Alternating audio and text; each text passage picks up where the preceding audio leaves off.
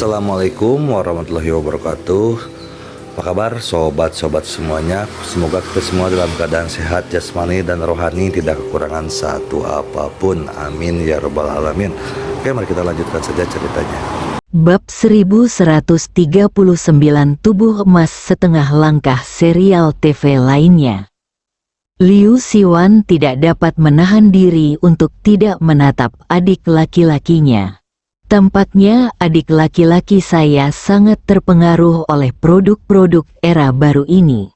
Liu Siwan tiba-tiba merasa bersalah terhadap Sekte Pedang Abadi Susan, keturunan Sekte Pedang kecanduan minum-minum atau mengejar drama. Wajah Mai Sengren sangat muram. Meskipun senioritas Pukong lebih rendah darinya, ia adalah murid langsung sang guru. Jiwa Pukong tetap tinggal di sini karena ia memikul tanggung jawab penting yang berkaitan dengan masa depan Sekte Dao. Tak disangka, meski baru beberapa saat, jiwa Pukong sudah hancur. Dia bahkan bisa merasakan dari jauh jejak terakhir kegembiraan dan kegembiraan yang datang dari jiwa Pukong. Karena dia ada di sini, sayangnya hasilnya seperti ini. Semua orang akan dikuburkan bersama kematian Pukong. Mata Mai Sengren dipenuhi dengan niat membunuh. Dia tiba-tiba melepaskan tangannya. Dalam sekejap, kacang kuning pekat terbang ke arah para prajurit di kejauhan. Para prajurit di kejauhan tidak menyangka bahwa menyaksikan pertempuran ini justru akan mendatangkan bencana fatal bagi mereka. Wajah mereka berubah drastis dan mereka berbalik untuk melarikan diri. Melihat hal itu, Liu Siwan segera mengendalikan pedang terbangnya dan menebas kacang kuning pekat itu. Begitu Mai Sengren bergerak, Liu Siwan tahu kekuatan sihir macam apa yang ditunjukkan pihak lawan. Kekuatan magis Taoisme adalah mengubah kacang menjadi tentara. Namun, seni sesungguhnya untuk mengubah kacang menjadi prajurit tidak semagis yang diceritakan dalam legenda, di mana segenggam kacang yang ditebar dapat berubah menjadi pasukan. Kacang kuning yang disebarkan Mai Sengren mengandung kekuatan guntur dan kilat, serta kekuatan jimat. Ketika kacang-kacangan yang dikemas rapat itu jatuh seperti selimut, orang-orang akan merasa seolah-olah ada ribuan pasukan yang tengah menyerbu ke arah mereka. Para prajurit di kejauhan semuanya putus asa. Pedang terbang Liu Siwan memotong banyak kacang kuning. Tetapi dibandingkan dengan jumlah yang begitu banyak, itu tidak ada gunanya sama sekali. Di samping itu, sang adik pun turut mengambil tindakan tegas. Pedang besi hitam berat di tangannya melesat keluar dan melancarkan serangan yang dahsyat. Pedang berubah menjadi sungai. Tiba-tiba, airnya menjadi seperti sungai yang jernih dan indah. Itu adalah cahaya dari pedang berat yang menghalangi kacang kuning pekat. Suara benturan yang tajam menggetarkan gendang telinga. Beberapa kacang kuning masih mengenai para prajurit di kejauhan, dan teriakan terdengar satu demi satu. Beberapa orang berhasil lolos dari serangan itu dan berlari menuruni gunung. Namun, terlalu mudah bagi Mai Sengren untuk membunuh mereka. Liu Siwan dan rekan magang juniornya tidak punya cara untuk menghentikan mereka. Di bawah pengejaran sengit Mai Sengren, puncak emas Gunung Wudang dibanjiri darah. Tidak seorang pun dapat lolos dari Wudang Golden Summit hidup-hidup. Iblis Sekte Tao, Liu Siwan sangat marah. Matanya penuh amarah. Dia mengayunkan pedangnya untuk mengejar Mai Sengren. Pedang beterbangan di langit, menghalangi jalan Mai Sengren. Dia tidak pernah menyangka seorang master Sekte Dao yang kuat tega membantai orang-orang tak bersalah. Pedang Liu Siwan menjadi semakin ganas. rekan seperguruan junior membantu Liu Siwan, dan 2 orang pendekar pedang dari Sekte Pedang Abadi Susan menghadang Mai Sengren dari depan dan belakang. Energi pedang pun merajalela di antara langit dan bumi. Mai Sengren tidak takut menghadapi serangan gila Liu Siwan dan rekan-rekannya. Mai Sengren menggunakan keterampilan tubuhnya untuk menghindar dan bahkan melakukan serangan balik dari waktu ke waktu. Kadang-kadang, adik lelaki itu akan membuang senjata-senjata ajaib kuno. Seluruh puncak emas Wudang dipenuhi ledakan keras. Begitulah seharusnya. Mai Sengren malah tersenyum. Dia tahu apa misi Pukong. Hilangnya kekuatan magis Yin dan Yang dari Dao Zong. Semakin keras pertempuran, semakin besar kemungkinan kekuatan magis Yin yang hilang akan terungkap. Ini juga alasan mengapa Mai Sengren membantai semua prajurit di puncak emas Gunung Wudang tanpa ragu-ragu. Liu Siwan berhadapan langsung dengan Mai Sengren, matanya yang dingin dipenuhi dengan niat membunuh yang gila, dan dia menggunakan teknik pedang kenaikan.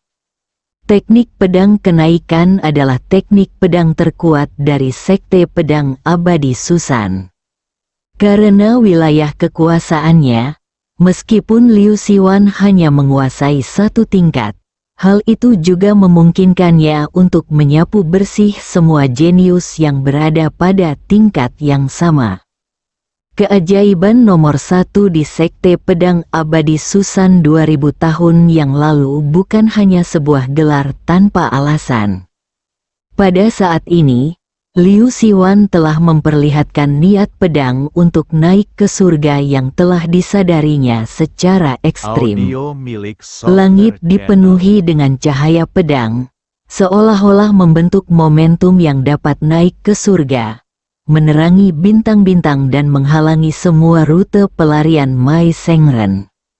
Pergilah ke neraka. Liu Siwan menusukkan pedang ajaib di tangannya langsung ke jantung Mai Sengren.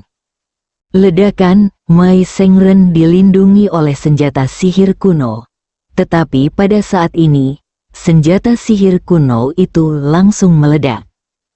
Pedang yang bergerak maju dengan berani, pedang yang sekuat bambu dan tidak bisa dihancurkan. Liu Siwan yakin bahwa pedang ini dapat menghancurkan pertahanan apapun di bidang kekuatan magis.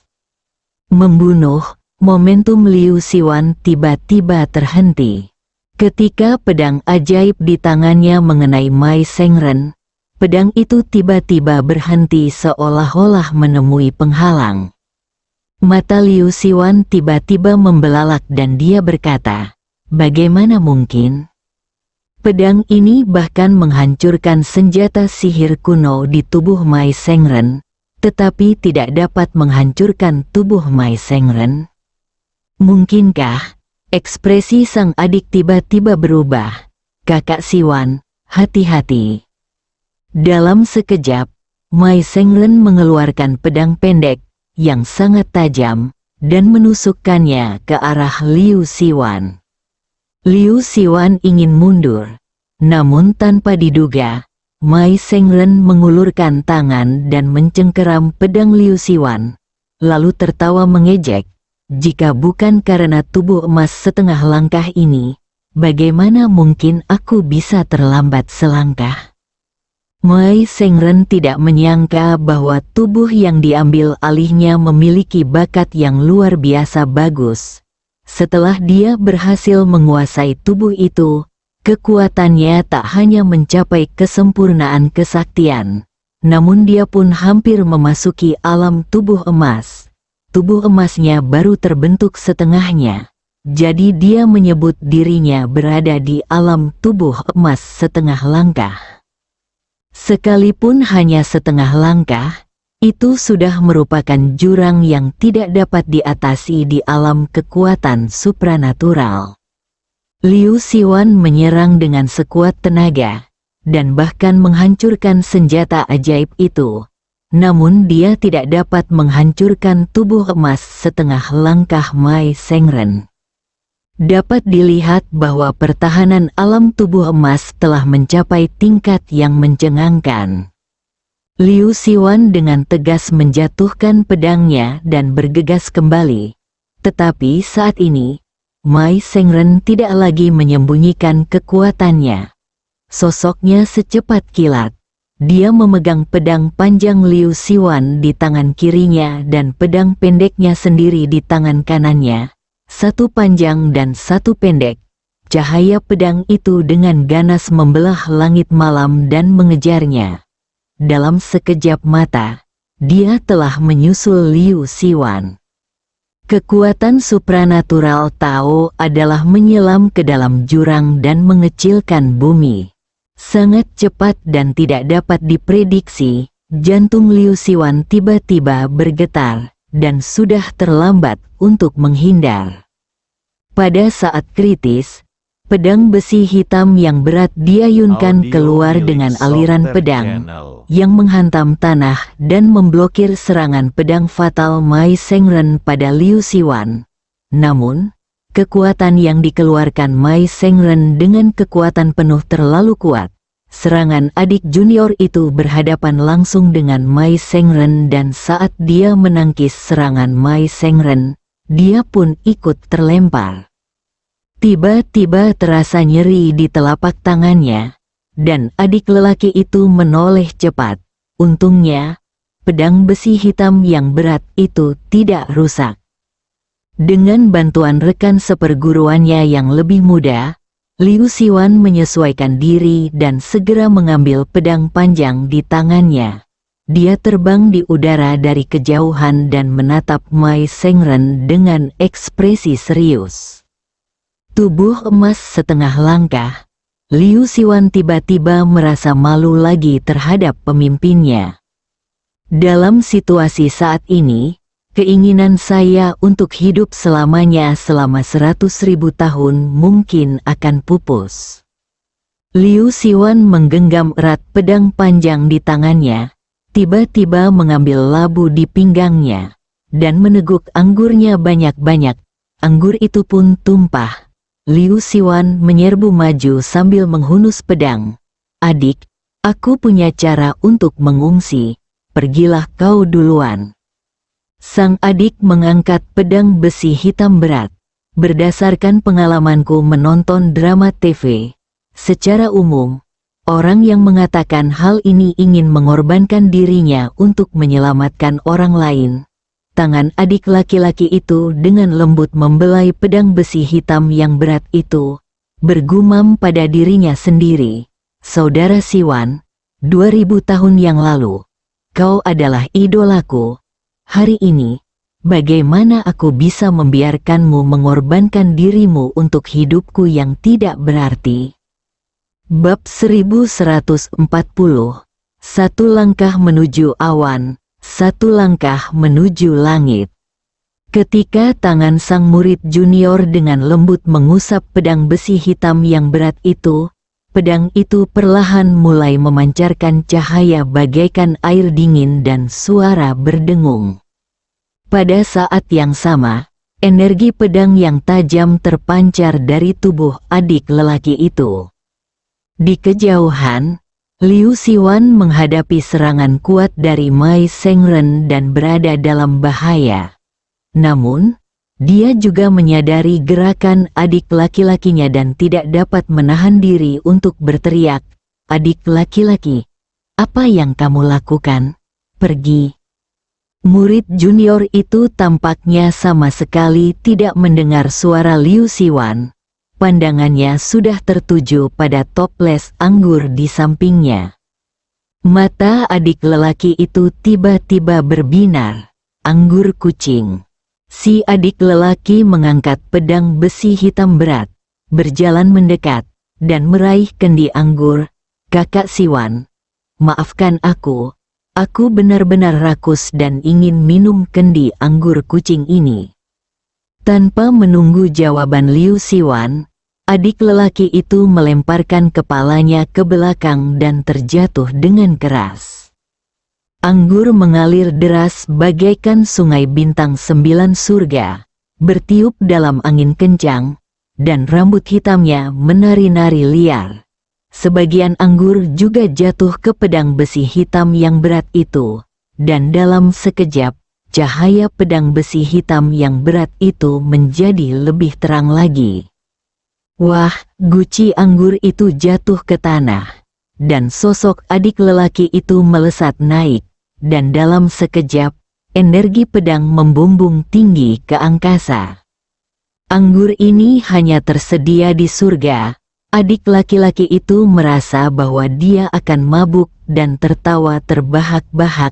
Saudara Siwan, saya akan segera dapat minum anggur ini setiap hari. Anda tidak boleh iri pada saya. Sang adik mengayunkan pedang besi hitam yang berat, dan cahaya pedang seakan-akan menutupinya. Adik laki-laki, mata Liu Siwan terbelalak. Dia tahu apa yang akan dilakukan rekan magang juniornya. Salah satu keterampilan pedang dari Sekte Pedang Abadi Susan. Baik yang baik maupun yang buruk dihancurkan. Ini adalah kekuatan ajaib yang memungkinkan Anda mati bersama musuh. Berhenti, Liu Siwan meraung. Matanya merah. Namun tubuh adik lelaki itu perlahan-lahan telah menyatu dengan cahaya pedang. Ledakan, tubuh Liu Siwan terpental. Pada saat ini, adik lelaki itu telah menyatu dengan pedang besi hitam yang berat dan menyerbu ke arah Mai Sengren seperti komet. Saudaraku, lari. Mata Liu Siwan terbuka lebar, dan jiwanya gemetar. Dalam pikiranku, seakan-akan aku kembali ke kejadian 2000 tahun yang lalu. Saudara Siwan, nama saya Buling Tian. Seperti itulah rupa adik lelaki itu ketika dia baru berusia 7 atau 8 tahun. Guru berkata bahwa saya ingin belajar dari saudara Siwan. Jalan pedang abadi, satu langkah menuju awan, satu langkah menuju surga. Adiknya yang masih junior waktu itu nada bicaranya kekanak-kanakan dan tatapan matanya luar biasa tegas. Di depan matanya, sang adik berubah menjadi bola cahaya pedang. Ledakan, seluruh gunung Wudang tampak berguncang. Batu-batunya bergoyang dan berguncang. Cahaya yang terang benderang, menyilaukan mata, meledak dalam sekejap. Liu Siwan menggenggam erat pedang di tangannya. Pandangannya kabur, air mata mengalir, dan tubuhnya bergetar hebat. Momen, Liu Siwan berusaha keras menenangkan dirinya. Inilah kesempatan untuk melarikan diri dari apa yang telah diperjuangkan oleh adik magangnya yang masih junior dengan nyawanya. Kekuatan magis Sekte Pedang adalah menghancurkan segalanya. Meskipun serangan seperti itu akan mengakibatkan kehancuran bersama, Mai Sengren telah mencapai kondisi tubuh emas setengah langkah. Pedang berkekuatan magis tidak dapat menembus tubuh emas itu. Liu Siwan melirik ke arah di mana cahaya pedang memudar dengan mata penuh kebencian. Tetua Daozong, Mai Sengren. Sejak saat itu, nama itu terukir di tulang Liu Siwan. Liu Siwan dengan tegas berbalik, terbang dengan pedangnya, dan berubah menjadi pelangi panjang. Wah, pada saat ini, Mai Sengren telah menerobos jangkauan cahaya pedang. Tatapan matanya tampak membunuh dan suram. Dia tidak menyangka kalau pemuda dari Sekte Pedang itu benar-benar akan menggunakan kekuatan gaib untuk membakar dirinya sendiri dan musuhnya. Dan kekuatan itu begitu dahsyat hingga nyaris menghancurkan tubuh emas setengah langkahnya. Pakaian Mai Sengren compang-camping dan dia tampak sangat malu. Namun, saat ini, Mai Sengren tidak lagi peduli dengan citranya.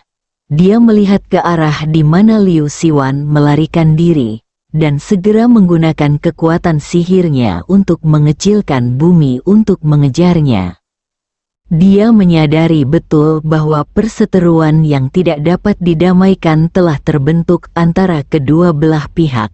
Dia bahkan lebih menyadari bahwa 2000 tahun yang lalu, bakat yang ditunjukkan oleh jenius Sekte Pedang Abadi Susan ini mengejutkan dunia para pejuang. Selama dia diberi cukup waktu untuk tumbuh dewasa, dia akan berada dalam bahaya. Mata Mai Sengren dipenuhi dengan kekejaman. Bisakah kamu melarikan diri?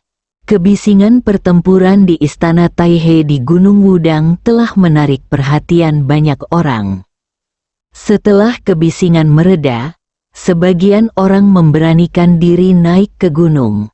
Namun tak lama kemudian mereka dikejutkan oleh pemandangan tragis di gunung tersebut. Berita itu menyebar dengan cepat dan mengguncang dunia prajurit dalam sekejap. Lonceng perunggu tua itu rusak, Sekte Ilahi Liu He runtuh. Namun di tempat kejadian perkara, TKP, juga terdapat adegan pedang panjang dihancurkan, dan banyak pula adegan yang sangat tragis dan berdarah. Ketika semua orang sedang fokus pada perang yang akan pecah di laut, berita tentang pertempuran brutal dilaporkan di Gunung Wudang. Di lautan luas, sebuah kapal pesiar berlayar perlahan menuju wilayah Laut Banteng Ilahi 5 warna. Chu Chen berdiri di atas kapal pesiar. Di sampingnya, batu tulis Dewa Merah dan batu tulis umum diletakkan, dan retakan pada batu-batu itu makin lama makin membesar. Jika memang tidak berhasil, saat perang meletus, dia akan melemparkan prasasti batu kedua pendahulu ke gelombang binatang laut. Chu Chen pun memikirkan sebuah cara untuk membangkitkan jiwa kedua orang itu. Nangong Jun mengenakan gaun panjang bergaya kuno, seperti peri kuno yang berjalan keluar dari dunia pahlawan abadi.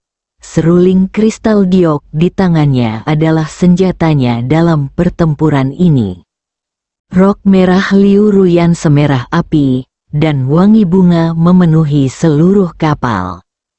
Pada saat kapal pesiar sedang bergerak, Liu Ruyan juga melepaskan ikatan kantung di tubuhnya.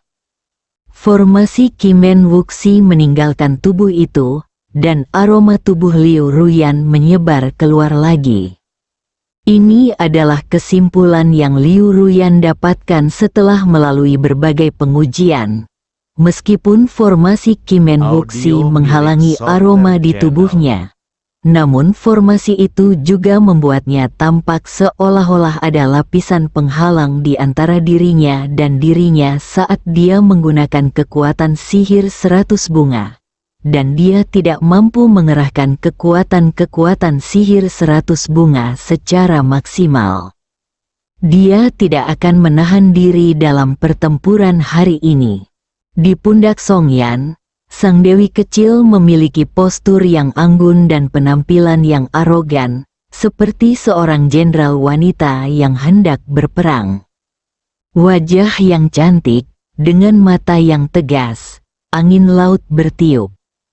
Chu Chen menundukkan kepalanya sedikit, dan lebah kecil itu tampaknya menyadari sesuatu dan berusaha keras untuk berdiri di bahu Chu Chen. Kapal pesiar itu mengeluarkan suara menderu. Ini adalah sinyal yang dikirim kapten ke Chu Chen. Jaraknya kurang dari 20 mil dari wilayah Laut Banteng Ilahi 5 warna. Chu Chen menatap ke langit, seakan-akan dia sudah dapat mendengar gemuruh gelombang binatang. 2.800 anggota telah mengambil posisi mereka. Pendekar cincin emas menyampaikan berita itu kepada Chu Chen. Di antara mereka, termasuk aku, 7 orang telah mencapai alam kemampuan dewa. Kekuatan keseluruhan 2000 juga tumbuh setiap hari. istri, 2 saudara perempuan. Ayo berangkat. Chu Chen tiba-tiba melompat. Pedang terbangnya melayang ke udara. Dan 3 pedang terbang tiba-tiba muncul. Chu Chen menggendong Song Yan di atas pedang sambil melakukan teknik pengendalian pedang, dan membawa Nangong Jun dan Liu Ruyan bersamanya, dan langsung menyerbu ke arah gelombang binatang laut. Ledakan, ledakan, ledakan, tanpa peringatan apapun, kembang api melesat ke langit di berbagai tempat di atas laut. Kembang api sebagai sinyal, suara gemuruh itu menyebar ke seluruh lautan. Gelombang binatang laut yang tak terhitung jumlahnya berkumpul entah dari mana dan muncul dalam sekejap mata. Di lautan luas, 2 kelompok pasukan binatang dari kubu berbeda saling bertabrakan, bersambung.